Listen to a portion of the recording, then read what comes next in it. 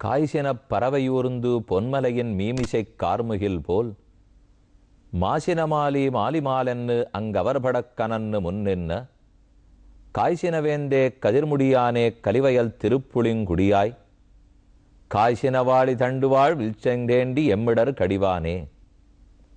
திருப்புளிங்குடியில் எம்பெருமான் எம் இடர் கடிவான். நம்முடைய இடர்களையெல்லாம் கடியக்கூடியவன் காய்சினவேந்தன், எம்மிடர் கடிவான், பூமிபாலன் என்று பல திருநாமங்களோடே எழுந்தருளி இருக்கிறார். புளிங்குடி கிடந்து வரகுணமங்கை இருந்து வைகுந்தத்துள் நின்று தெளிந்தவெந்திந்தை அகங்கழியாதே என்னையாழ்வா எனக்கருளி நளிர்ந்த சீருலகம் மூன்னுடன் வியப்ப நாங்கள் கூத்தாடி நின்னார்ப்ப பளிங்கு நீர்முகிலின் பவளம் போல் கனிவாய்ச் சிவப்பனி காணவாராயே. உன்னை ஒரு நாளாவது சேவிக்க வேணும்னு ஆழ்வார் ஆசை கொள்கிறார். அடுத்தடுத்து இருக்கும் 3 திவ்யதேசங்கள் நின்னும் இருந்தும் கிடந்தும் பெருமாள் தரிசனம் கொடுக்கிறார். புளிங்குடி கிடந்து வரகுணமங்க இருந்து வைகுந்தத்துள் நின்று திருப்புளிங்குடியிலே காய்சினவேந்தனாய் பூமிபாலனாக சயனித்து சேவை சாதிக்கிறார். வரகுணமங்கையிலே அமர்ந்து சேவை சாதிக்கிறார். விஜயாசனன்னு திருநாமம். ஆனால் ஊர் பெயர் பொதுவாக நத்தம் என்றுதான் அனைவரும் அறிவார்கள். வைகுந்தம் ஸ்ரீவைகுண்டத்திலே எம்பெருமான் கள்ளப்பிரானாக காட்சி கொடுக்கிறார். இன்ற 3 திவ்யதேசங்களிலேயும் நின்னும் இருந்தும் கிடந்தும் ஆழ்வார் நாம் அனுபவிப்பதற்கு தயாராகிவிட்டாரா? சமையலாகிவிட்டதா? உண்ணலாமா? சோறு வெந்து விட்டதா என்று ஒருத்தர் நின்னும் இருந்தும் கிடந்தும் எதிர்பார்த்து காத்திருக்குமா போலே வயிற்றில் பசி, சமையல் கட்டுக்கு வெளியே நிற்கிறோம். சமையலாகிவிட்டதா? சோறு வெந்ததா என்று நின்று கொண்டு கேட்கிறோம். இன்னும் ஒரு அரை மணி, பதில் வருகிறது. கால் தள்ளாட ஆரம்பிக்கிறது. வயிற்றில் பசி, அமர்ந்து கொண்டே மறுபடியும் கேள்வி கேட்டோம். இன்னொரு 1/4 மணி, பதில் வருகிறது. இன்னும் பட்டினி கிடந்தபடியாலே இன்னும் வயிறு பசி அதிகமாக அமரவும் முடியாமல் படுத்து கொண்டு கேட்கிறோம். இதோ ஆகிவிட்டது, கொண்டு வருகிறேன் என்று பதில் வருகிறது. அப்ப சோறு சமைந்து விட்டதான்னு நாம காத்துருக்குமா போலே பகவானும் அன்னமான நம்மாழ்வார் பக்தியில் முற்றி விட்டாரா, கனிந்து விட்டாரா, அவரை நாம் அனுபவிக்கலாமா என்று பெருமான் காத்திருந்தான். வைகுந்தத்திலே நின்று கொண்டு காத்திருந்தான். முடியவில்லை. அருகிலே வரகுணமங்கையிலே அமர்ந்து காத்திருந்தான். முடியவில்லை. மேலும் அருகிலே திருப்புளிங்குடியிலே சயனித்து காத்திருந்தான்.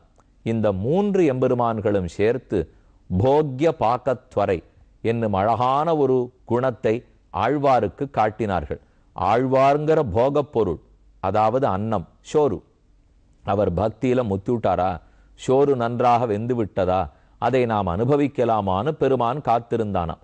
அதுல திருப்புளிங்குடி பாசுரம், காய்சின பறவையூர்ந்து பொன்மலையின் மீமிசைக் கார்முகில் போல், ஒரு நீண்ட பொன்மலை, அதற்கு மேலே கார்முகில், கருத்த மேகம், பொன்மலையின் மீமிசைக் கார்முகில் போல் மாசினமாலி மாலிமாலென்னு அங்கவர்படக் கனன்னு முன்னின்ன காய்சினவேந்தே கதிர்முடியானே. நீண்ட கிரீட்டத்தை சாத்தி கொண்டிருக்கிறார். அப்ப தகதகக்க கூடிய பொன்மலை, பொன்மலையிலே படிந்திருக்கிற மேகம், அந்த மேகத்துக்கு மேலே சூரியன் உதித்தா போலே. எப்படி இருக்கு பாருங்க. இதே போல பகவான் கருடன் பொன்மலையை போலே, கருப்பு மேகத்தை போலே கருடனுக்கு பேலே எம்பெருமான். அவர் கையில பிடிச்சிருக்கிற சக்கரமோ, அவர் தலையில் தரித்திருக்கிற கிரீட்டமோ சூரியன் உதித்தா போலே. அன்னமீர் இதற்கென் செய்கேன் அணிமேருவின் மீதுலவும் துன்னுசூழ் சுடர் ஞாயிரும் அன்னியும் பல் சுடர்களும் போய் மின்னு நீள் முடி ஆரம் பல்கலன் தானுடைய எம்பெருமான் புன்னையம் பொதில்சூழ் திருப்புலியூர் புகழுமிவளே என்று குட்டநாட்டு திருப்புலியூரை பற்றி நம்மாழ்வாருடைய பாசுரம். இப்படியாய் இந்த பாசுரங்கள்ல இருந்துலாம் நாம தெரிஞ்சுக்கிறது என்ன? ரொம்ப வேகமாக எம்பெருமான் அனைத்து ஆயுதங்கள், ஆபரணங்கள், திருவபிஷேகமாகிற கிரீட்டத்தை தரித்து கொண்டு, பிரயோக சக்கரத்தை கையிலே ஏந்தி கொண்டு, கருடன் பொன்மலையைப் போல இருக்கிற கருடன் பேரிலே பறந்து வந்து அடியார்களை காக்கிறான். அதைத்தான் ஆழ்வார்கள்லாம் பண்ணி இப்படி பாடியிருக்கார்கள். இப்ப நாம பார்த்துட்டு இருக்கிறதும் 77வது அத்தியாயத்திலே ஷால்வனை அழிப்பதற்காக கண்ணனெம்பெருமான் இப்படி அனைத்து ஆயுதங்களையும் தரித்து கொண்டு வந்தார். அதிலே 35வது ஸ்லோகம். வதாய சால்வஸ்ய லயார்க்க சந்நிபம் பிப்ரத் பபௌ சார்க்க யுவோதயாச்சலஹ. உதயகிரிக்கு மேலே சூரியன் உதித்தா போலே, கருத்த மலைக்கு மேலே சிவந்த ஞாயிறு உதித்தா போலே பெருமான் கருத்தவனாக இருக்கிறார். கையில் சிவந்த ஞாயிற்றை போலே கையில் பிடித்த ஆயுதமாம் சக்கராயுதம். அதை பற்றி கொண்டு ஜஹாரதேனைவ சிரஸ்ஸ குண்டலம் கிரீடயுக்தம் புருமாயினோ ஹரிஹி. தான் கையில் இருந்த சக்கரத்தை பிரயோகிக்க அதவன் கிரீட்டம், குண்டலம், கழுத்து ஆகியவற்றை அறுத்து கீழே தள்ளித்து வஜ்ரேண விருத்திரஸ்ஸ யதா புரந்தரஹ பபூவ ஹாஹேதி வச்சஸ்ததா நிருணாம். அங்க கூடியிருந்த மனிதர்கள்லாம் ஹாஹா ஷால்வன் அழிந்து போனான், இனி உலகத்துக்கு இருக்கிற ஆபத்து நீக்கித்து, கண்ணா ஜெய ஜெய ஜெய, உன் திருவடிகளுக்கு மங்களம் உண்டாகட்டும். நேதுர் துந்துபயோ ராஜன்னு திவி தேவகணேரிதாக சகீனாம் அபச்சதிம் குருவன்னு தந்தபக்திரோ ருஷாபியகாத். அடுத்து ஒருத்தன் எதிர்த்து வந்தான். இப்பதான் சிசுபாலன் முடிஞ்சான்கிற கோபத்திலே ஷால்வன் எதிர்த்து வந்தார். ஷால்வன் அழிஞ்சு போயிட்டான்கிற கோபத்திலே அடுத்து தந்தபக்தரன் வருகிறார். சிசுபாலன், தந்தபக்தரன், இந்த 2 பேர் தான் ஜெய விஜயர்களுடைய பிறப்பு. நடுவில் இருக்கிற ஷால்வன் அவர்கள் பிறப்பல்ல. இப்ப ஷால்வனும் போயிட்டான், சிசுபாலனும் போயிட்டான். அப்ப நம்ம நண்பர்கள்லாம் ஒத்தொத்தரா மரணமடைகிறாளே, கண்ணனை ஒழிச்சுடணுங்கிற எண்ணத்தோடே இனி தந்தபக்தரன் ஓடி வந்தான். தந்தபக்தரனை அழித்தது அடுத்தது 78வது அத்தியாயம். சிசுபாலஸ்ய ஷால்வஸ்ய பௌண்ட்ரகஸ்யாபி துர்மதிஹி பரலோக கதானாஞ்ச குர்வன் பாரோக்ஷ்ய சௌஹிருதம். தன்னுடைய நண்பர்கள்லாம் போயிட்டா. ஷால்வன், பௌண்ட்ரகன், சிசுபாலன். பௌண்ட்ரக வாசுதேவன் எப்படி போயிட்டார்?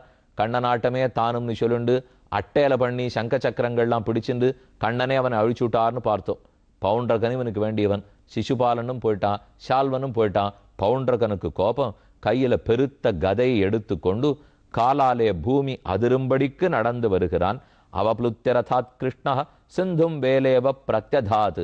அப்ப கண்ணன் தேரிலிருந்து இறங்க எப்படி சிந்தும் வேலேவ பிரத்யதாத், கடல் அலைகள் ஆர்ப்பரித்து கொண்டு கரையை நோக்கி ஓடுமொல்லியோ, அதப்போல் ஒருத்தருக்கொருத்தர் இவர்கள் நோக்கி ஓடி வந்தார்கள்.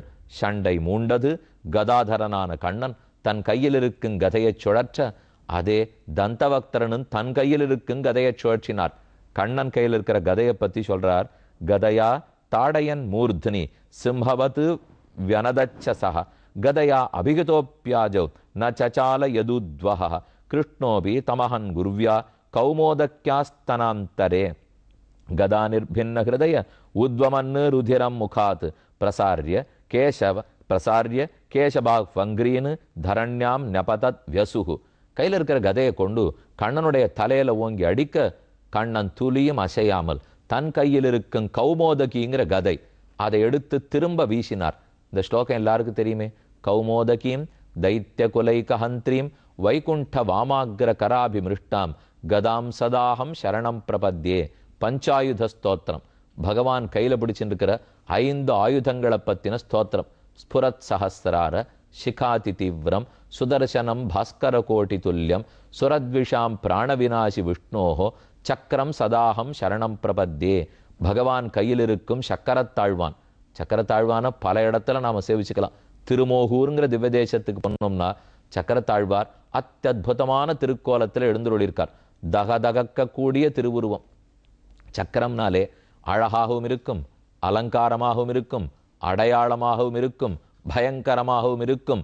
அதுவே அடியார்களை ரட்சிக்கக்கூடிய ஆயுதமாகவும் இருக்கும். திருமோகூர் பெருமான் ரொம்ப நீண்ட திருமேனியோடே காளமேக பெருமாளாக திருமோகூர் ஆத்தனாக எழுந்துள்ளிருக்கிறார்.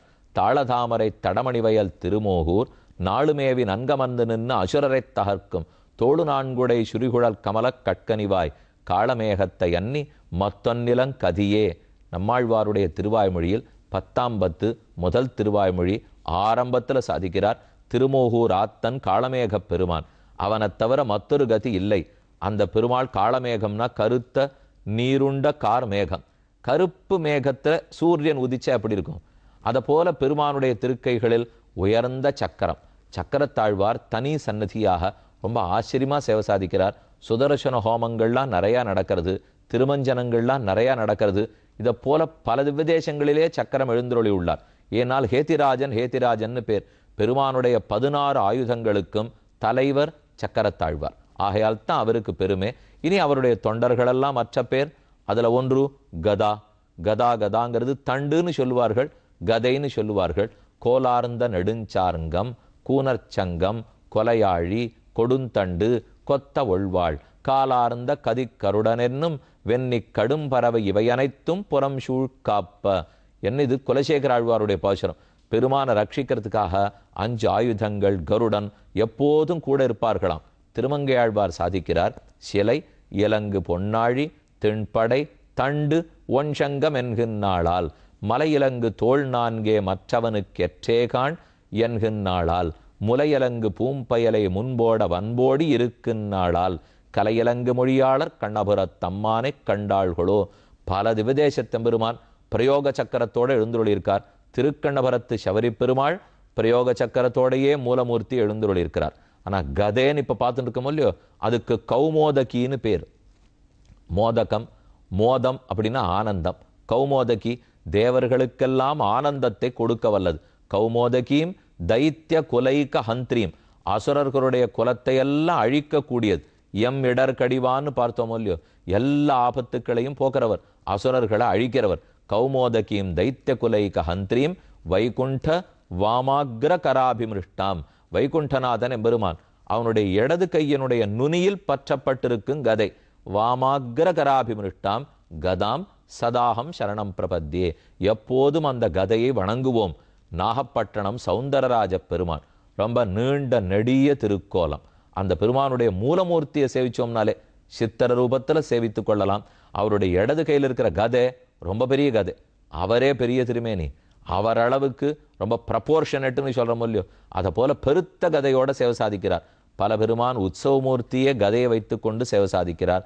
பல இடது ஹஸ்தத்திலே கதை பற்றி இருப்பார், வலது ஹஸ்தம் அபயப்பிரதான முத்திரையோடு இருக்கும். இல்லை இடது ஹஸ்தத்தால தன் திருவடியும் காமிச்சுட்டு இருப்பார், வலது கை அபயமா இருக்கும். இதை போல பல திருக்கைகள் உண்டு. இப்ப நாம சேவிச்சுக்கிறது பெருமானுடைய கதை. கயையில பெருமாள் எழுந்துள்ளிருக்காரோ இல்லையோ, இத்தனை நாள் அடியும் கதைன்னு சொன்னேன், இப்ப சொல்றது கயா. யாரு சாத்தம் பண்ணிருக்கீள்னாலும் கதாதரோ பூத்வான்னு மந்திரம் சொல்றோம் இல்லையோ, கயையில இருக்கிற பெருமாள் கதாதரன் அவனுக்கு திருநாமம். அவர் கையில கதையை வைத்துக்கொண்டு நாம பித்திருக்களுக்கு கொடுக்கிற ஆகுதி எல்லாம் பெற்று பித்திருக்களிடத்தில் அவர் தான் கொடுக்கிறார். நம்ம ஸ்ராத்தம் பண்ணச்சேவே வடக்கு நோக்கி ஸ்ராத்த பூமியும் கயாந்தாத்வா, ஸ்ராத்த பூமியான கயை நம்ம மனசால நினைச்சிருந்து வடக்கு நோக்கி 2 அடி எடுத்து வைக்கணும். அதே போல தெற்கு நோக்கி 2 அடி எடுத்து வைக்கணும். வடக்க ஸ்ராத்த பூமியான கையில் இருக்கும் கதாதர பெருமாள் இந்த பித்திருக்களுக்கு திருப்தி கொடுக்கட்டும் என்று பிரார்த்தித்துக் கொள்ளுகிறோம்.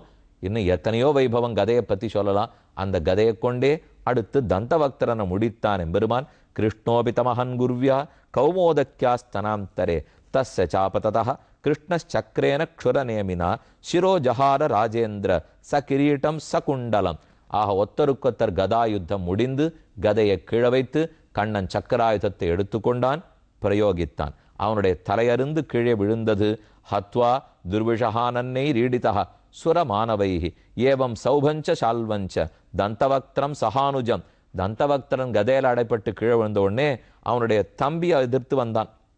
அவனையும் அழிச்சு விட்டார் கண்ணன்.